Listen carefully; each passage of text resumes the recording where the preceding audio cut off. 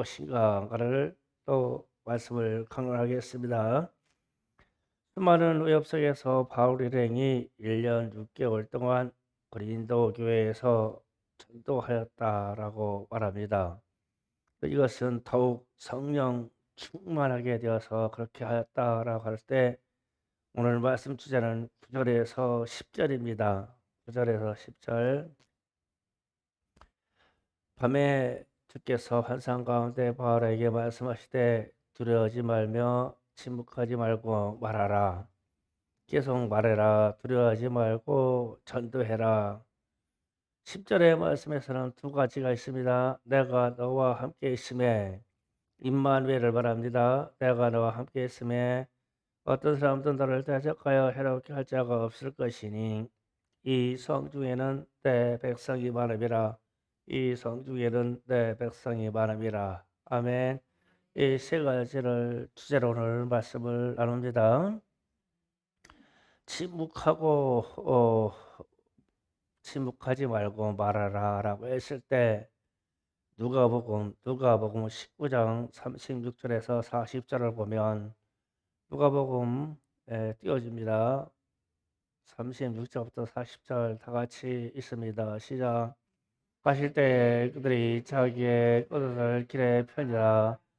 이미 가난한 사람들이 막길에 가까이 오심에 제 아들의 온 무리가 자기들의 모든 응을 인하여 기뻐하며 큰 소리로 하나님을 찬양하여 그대 찬송하리로다. 주의 이름으로 오시는 왕이여 노래는 평하여 가장 높은 새는 영광이로다 하나 우리 중에 어떤 바리새인들이 말하되 선생이여 당신의 제자들을 책망하소도 하거늘 라파엘 시대 내가 너에게 말하노니 만일 이 사람들이 침묵하면 돌들이 소리를 지르라 하시니라. 아멘. 말하라 이 말하고 돌들이 소리를 지르라 이 말하고 동등한 말이에요. 그러니까 찬송하리로다 혹은 호산나 할렐루야 주 예수를 믿으라 이렇게 말할 때 계속해서 담대히 복음을 전하라는 것은 주님의 명령입니다. 그런데 이 말을 안 하면 성령이 이 담벽에 있는 돌에게 가가지고 성령이 돌에게 말 시킨대요. 우리가 말을 안 하면. 그러면 이거 어떻게 되는 거예요? 옆에 있는 돌이 무생물인 돌이 우리 지나가는데 우리 보고 주 예수 믿어라. 그러면 이거 어떻게 되는 일이야? 하나님을 그렇게도 하실 수 있다는 거예요. 우리가 전도 안 하면 이 들판에 있는 나무가 서 있다가 예수 안 믿는 사람 지나가면 예수 믿으시오 그런데 나무가 그러면 또 우리는 꼴이 뭐가 되는 거예요? 그래서 우리가 성령 충만하다라고 했을 때는 주님의 명령인 이 복음을 전파하라 이 말을 계속하는 거예요. 이게 성령 충만한 일이에요. 전도하는 이가 없어서 길 옆에 돌이 예수를 믿으라 이러면 또 어떻게 되는 거예요? 또 짐승이 말하면 어떻게 됩니까? 짐승이 하나님의 말을 전하면 이 성경에는 짐승이 말하는 장면이 나와요. 또 읽어볼게요. 민수기 22장 21절부터 35절까지 봅니다. 또 띄워줄 겁니다. 다 같이 있습니다. 시작.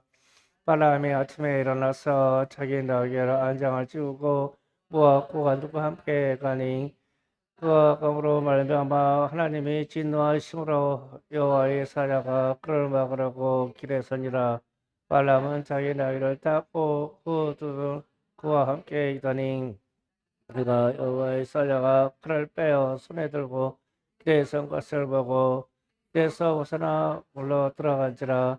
발람이 나귀를 일로 돌이키려고 채찍질을 하니 여호와의 사자는 포도원 사이 좁은 길에 섰고 좌우에는 담이 있더니라. 나귀가 여호와의 사자를 보고 몸을 담에 대고 발람의 발을 그 담에 진두르매 발람이 다시 채찍질하니 여호와의 사자가 더 나가서 좌우로 피할 데 없는 좁은 곳에 선지라. 너희가 여호와의 사자를 보고 발람 밑에 엎드리니 발람이 노하여 자기 지팡이로 나귀를 때리는지라. 여호와께서 나귀에 몰려시니 발람에게 이르되 내가 당신에게 무엇을 하였기에 나를 이같이 3번을 때리느냐. 발람이 나귀에게 말하되 네가 나를 거역하기 때문이니 내 손에 칼이 있었다면 곧 나를 죽였으리라. 나이가 발람에게 이르되 나는 당신을 오늘까지 당신의 일생 동안 탄 나귀가 아니냐. 내가 언제 당신에게 이같이 하는 것을 볼 수 있었더냐. 그가 대답하되 없었느니라. 그때 여호와께서 발람의 눈을 밝히심에 여호와의 사자가 손에 칼을 빼들고 칼에 산 것을 그가 보고 머리를 숙이고 엎드리니 여호와의 사자가 그에게 이르되 너는 어찌하여 내 나귀를 이같이 3번 때렸느냐. 보라 내 앞에 내가 말사악함으로 내가 너를 막으려고 나왔더니 네가 나를 보고 이같이 3번을 돌이켜 내 앞에서 피하였느니라. 내가 만일 돌이켜 나를 피하지 아니하였더라면 내가 벌써 너를 죽이고 나귀는 살렸으리라. 발람이 여호와의 사자에게 말하되 내가 범죄하였나이다. 당신이 나를 막으려고 길에서 흰 줄 내가 알지 못하였나이다. 당신이 이를 기뻐하지 아니하시면 나는 돌아가겠나이다. 여호와의 사자가 발람에게 이르되 그 사람들과 함께 가라. 내가 내게 이런 말만 할지니라. 발람이 발락의 구한들과 함께 가니라. 아멘. 여기서 보면은 짐승이 사람의 말을 하죠. 그러니까 여호와의 사자를 보고 자기 주인을 살리려고 이리저리 피했는데 정작 주인은 영안이 열리지 않아서 여호와의 사자를 못 봐요.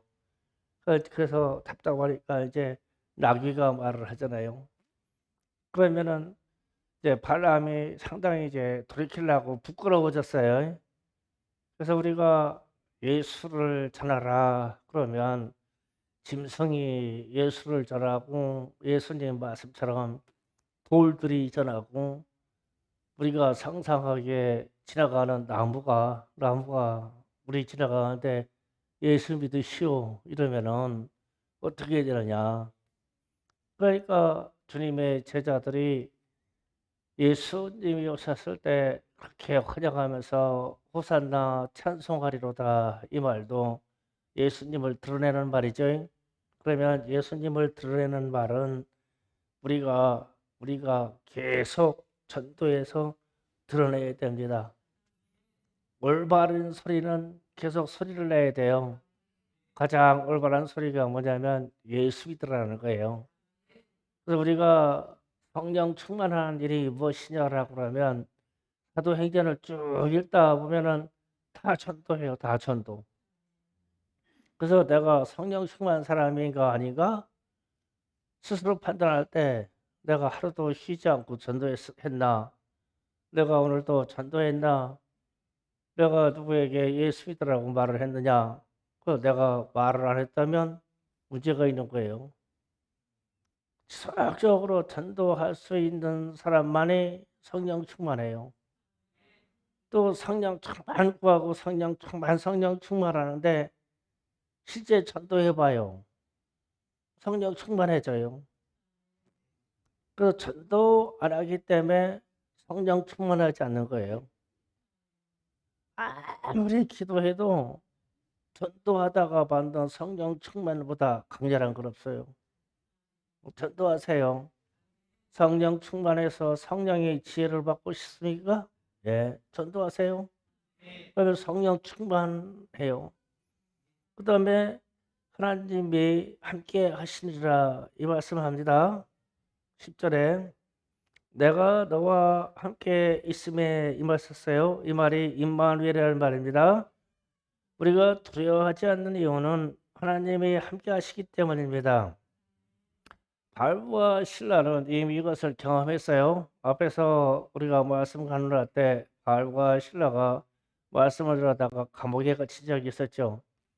그런데 그때 감옥에서 짝과에 처해가지고 기도하고 찬송하다가 지진이 일어가지고 그 지하 옹문이 터져버렸어요.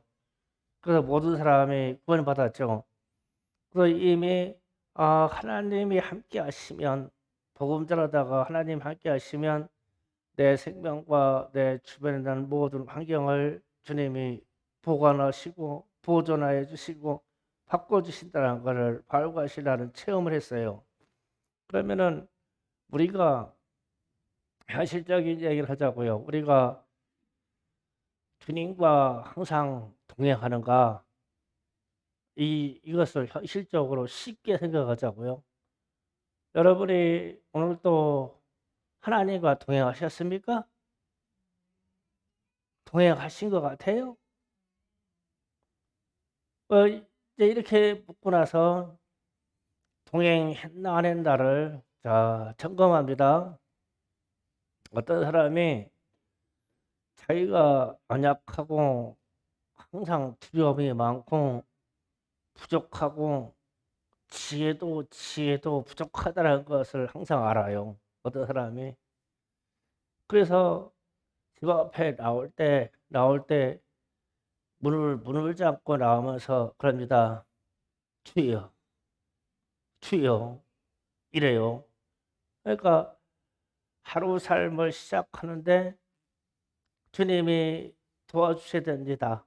그게 뒤에 말을 완성을 하지를 않는데 하는 말이 주님, 주님 이래요. 연세 드신 분들은 앉았다가 일어나려고 하면 힘들어요. 그러면 앉았다 일어날 때 하는 말이 주님, 주여, 주여 이래요. 왜 그러냐면 내게 힘을 달라고. 말은 완성 안 했어요. 주님을 불러요. 넘어지면서도 그래요. 넘어지면서 아이쿠 그러는 게 아니라 아버지, 아버지 이러고 넘어져요. 잠자리 이제 좀 이따가 이제 주무실 건데 주무시려고 이제 침대에 누우면서 하는 말이 주님, 주님 이러다가 잠들어요. 제가 왜 이 얘기를 하냐? 우리가 주님과 함께 한다는 게 뭐냐? 주님과 함께 한다면, 내가 항상 임마누엘 주님과 함께 한다면 내게 무슨 증상이 있을까? 제가 금방 얘기하는 이거예요. 어떤 상황과 어떤 생활과 어떤 사건이 우리 주변에는 항상 있어요. 사건, 사고, 사람과 관계가 항상 있어요. 항상 있는데 그럴 때마다 이거를 해결하려고 혹은 이것을 설명하려고 했을 때 우리가 하는 자세가 나의 자존심, 내 생각, 내 지식, 내 경험 해가지고 나를 말합니까? 주님의 이름을 부릅니까? 다 커진다 보니까 나를 얘기해요. 나. 그러니까 아이쿠 그러면 나에게 누구를 가르쳐서 권면하려고 하면은 주님의 이름을 들어서 주님의 지혜를 얘기해 주는 게 아니라 내가 나는 이렇게 했어, 나는 이렇게 했어, 나는 이렇게 했어, 너는 왜 그러냐? 뭐 이렇게 얘기하잖아요. 나를 말해요. 주님이 어디 있어요? 그러니까 우리가 주님과 함께 주님이 함께 계심에 바울에게 그럽니다. 너희는 두려워하지 말고 항상 복음을 전파하는데 내가 너와 함께 있을게 그랬어요. 그러면은 바울은 아침에 일어나서 하루 삶을 마감하는 모든 시간이 전도하고 선교하는 예정인데 맨날 사람들이 핍박해서 죽이려고 그러고 매일 매질하려고 하고 매일 이 모함에서 고소하려고 그러고 사람이 나를 죽이려고 매일 따라다녀 막 그림자처럼. 그러니까 바울이 어떻게 일어나면서 주님, 주님, 오늘 또 눈 떴어요, 주님. 또 가서 유대인 회당으로 가. 그러니까 막 하나님의 말씀을 들으려고 사모하는 사람도 있는데 막 비방하고 막 핍박하고 무슨 근거를 찾으려고 막 눈에 막 불을 켜고 쳐다보는 사람들이 더 많어. 어떤 사람들은 막 지나가면 막 돌을 던지려고 막 돌도 주머니에다 넣고 다녀. 그러니까 그럴 때마다 뭐라고 말할까? 뭐라고 말할까? 그냥 주님, 예수님, 아버지, 아버지. 이게 임마누엘 저세 아니라는 거예요. 그래서 우리의 삶을 좀 돌아보자. 우리가 언제 주님과 함께 동행했어요? 언제 우리가 주님과 함께 했습니까? 언제 우리가 주님의 이름을 불렀어요? 그때는 우리가 언제 주님의 얼굴을 구했어요? 기도할 때 그 시간만요? 그게 아니라는 거죠. 자고 일어나며 하루의 삶 속에 내가 진짜 지혜도 부족하고 성격도 장개박하고 자존심도 많고 왜 남이 잘 된 거 보면 이렇게 시기도 일어나고 자동차 갖고 나면은 막 순식간에 막 사고 일어날 수 있는 상황이 막 금방 휙 지나가고 그러면은 그때 내가 주님의 동향을 구하기에 주님, 예수님, 아버지, 아버지 이러고 살았냐고요.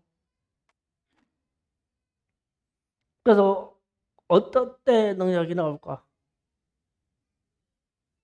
나는 두렵고 나는 부족한데 내가 항상 의지하는 바 우리 주님이 계시기에 주님의 이름을 그냥 입에 달라붙었어. 그러면 능력이 나올 거예요. 그렇잖아요. 그분이 주님이 그랬잖아요. 지금 두려워하지 말고 너희는 계속 전도해서 말하라. 내가 너와 함께 있을게. 함께 해줄게. 그래서 함께 하는데 뭐 어려움이 없고 뭐 환경이 어려움이 없고 사건 사고가 없고 핍박이 없다는 얘기 아니에요. 사도 바울에게는 이 사건과 핍박이 박해가 그리고 막 죽이려고 하는 죽음의 영이 막 따라다녔어요. 막 그냥 막 덮어 씌우려고 따라다녔어요. 그래서 주님이 함께 한다니까 당대히 나가는데 항상 두려운 마음이 있으니까 주님, 주님, 제가 꼬꾸라져도 아버지, 돌 맞아도 아버지, 채찍에 맞아도 그냥 주님, 주님 이러고 살아요. 이게 주님의 동행이 아니냐? 그래서 여러분에게 주님의 동행이 있기를 원합니다. 그 주님의 동행이 있으려면 내 입에서 눈을 뜨고 차고 하루의 삶을 살며 걸으며 바쁜 와중에 내가 화났을 때 내가 괴로울 때 막 외로울 때 막 무슨 사건 사고가 있을 때 누구를 불렀느냐? 누구와 함께 있기를 원해서 누구를 불렀느냐? 이게 주님을 불렀다면 주님과 함께한 것일 것이고 남편을 불렀으면 남편이 함께할 것일 것이고 다 필요 없어서 그냥 내 자존심만 드러냈으면 나 혼자 산 거예요. 그리고 이렇게 되면 우리의 믿음의 생활이 심각해지는 거예요. 임마누엘 주님과 함께하기를 원합니다. 그래서 항상 주님의 이름을 불러요. 주님, 누워도 주님, 그냥 주님. 운전하다가도 그냥 생각 없으면 주님. 막 화가 올라와도 그냥 주님. 그냥 내 새끼가 저러는 걸 보면은 막 그냥 주님. 그막 좀 내 자녀가 속색이면은 들리게 말해요 좀. 아버지, 아버지 들리게 좀 말 슬프게. 사소리가 속색이면은 김경 집사님 그래요. 아버지, 주님, 그 뒷말로 하지 마라. 왜 그래요? 막 쟤는 왜 그래요? 막 쟤는 왜 그래요? 이렇게 얘기하지 말고 그냥 보기만 얘기해요. 주님, 예수님. 그럼 들으면 애가 들으면 무슨 생각할까? 우리 엄마 또 시작하네. 그런데 내용은 불러 주님만 불렀으니까 그럼 주님이 역사해 주시지 않을까? 역사해 주셔요. 그래서 우리 주님과 동행해야 되겠다라는 것은 내가 주님의 이름을 불러 동행을 요구하는 거예요. 내 상황이 부족하니까, 내가 연약하니까, 내가 아프니까, 내가 지혜가 모자르니까, 내가 화가 나니까, 나는 왜 이렇게 자존심이 상하지 몰라. 그러니까 나는 주님의 동행을 요구하려고 주님의 이름을 부르는 거예요. 그냥 입에다 달고 살아요. 주님, 아버지, 예수님, 그냥 입에다 달고 살아요. 그러면 내 주변에 있는 이 사람들이 이 소리를 듣고 이게 복음의 소리인 줄 알고 변화될 거예요. 그러면 내 환경이 변화되는 겁니다. 그냥 오늘 저녁부터 잠들 때부터 주님, 주님하고 살아요. 그러면 주님이 임마누엘을 해주실 겁니다. 그 다음에 생각할 것이 있어요. 이 성중에 내 백성이 많음이라. 예수님께 유익한 사람이 많을 것이고 복음 전파가 되어서 복음 전파에 유익을 줄 사람이 많을 것이고 믿음으로 들어올 사람이 많을 것이고 구원하시기로 작정한 사람들이 많을 것은 많다는 뜻이에요. 그래서 우리가 믿음 생활을 할 때 잘못되는 믿음 생활하는 게 어디서부터 잘못되냐면 나만 믿는다고 생각할 때 잘못돼요. 나만 믿는다. 내 주변에 믿는 사람들이 많아요. 그게 더 좋아요. 내 주변에 하나님의 사람들이 많아요. 나만 하나님의 사람이라고 생각하면 안 돼요. 주님의 사람들이 많아요. 서산에 주의 사람들이 많아요. 많기를 원해요. 그래서 주님의 사람이 많다. 이 성중에 하나님의 사람이 많다. 충성교회 하나님의 사람이 많다. 그랬을 때 내가 겸손해져요. 그래서 하나님의 사람들, 영적인 사람들이 상당히 많을 거라는 것을 인식하고 살아야 돼요. 그러면 우리는 겸손해질 수가 있어요. 극적인 이야기를 하나 할게요. 우리 목회자 비전 스쿨 하는데 선교사님이 그러더라고요. 아프가니스탄에 선교사로 헌신해서 가가지고 선교 활동을 들어갔는데 가는 데마다 종교 경찰 등등이 감시하니까 대놓고 전도를 못하고 근데 막 기도만 하고 온대요. 기도만 하고 가고 기도만 하고 이동하고 기도만 하고 이동하고 그러다가 선교 기간을 다 때우고 귀국하는 날이 됐대요. 그런데 사람을 만나서 전도하는 바는 없어요. 기도만 했지. 땅만 밟고 다녔지. 그런데 돌아오는 날 공항으로 가는 날 운전하고 있는 어떤 청년이 그러더래요. 내가 며칠 전에 꿈속에서 예수님을 뵀는데 누가 예수님에 대해서 좀 가르쳐줄 사람 없냐? 나는 예수님이 이렇게 궁금하다고.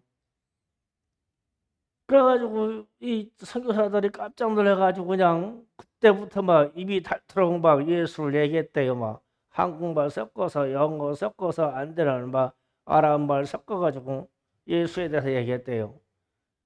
그러면서 그 청년이 그러더래요. 나는 예수를 믿고 예수를 더 알기를 원한다고. 아프가니스탄에 그렇게 하나님을 사모하는 사람이 있는 줄 몰랐대요. 하나님이 하신 거죠. 거기에도 하나님의 사람이 있네. 우리 주변에도 하나님의 사람이 있어요. 그래서 오늘 우리 말씀을 정리합니다. 우리가 성령 충만하다는 것은 어디에서 나오냐면 우리의 말이 주님이 명령하신 전도하는 말이 계속 나가요. 나는 그렇게 준비가 돼 있어요. 이게 성령 충만한 사실이에요. 내가 하루고 일주일이고 한 달이고 전도하는 바가 전혀 없어요. 그러면은 전혀 성령의 사람이 아닐지도 몰라요. 그 전도하고 할 때 성령이 충만한 것이 사실이고 성령 충만함을 확인을 하면 전도하세요. 그래서 내가 성령 충만하기를 원합니다. 내가 성령 충만하기를 원합니다. 기도하는 자리에서 구할 것은 당연한 건데 생활 속에서 실제로 성령이 충만한 사건을 경험하고 싶으면 전도하세요. 하나님의 나라를 얼마나 충만하게 하실 것인가 그것을 한번 시험해 봐요. 그러면 성령 충만이 무엇이라는 걸 알게 될 거예요. 그리고 난 후에 내 생활을 점검해요.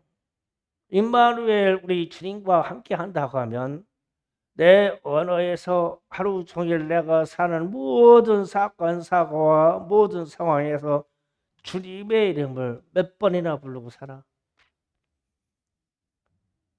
항상 나를 주장하고 항상 누구를 지적해서 사람을 얘기한다면 어쩌면 나는 성령의 사람이 아닐지도 몰라요.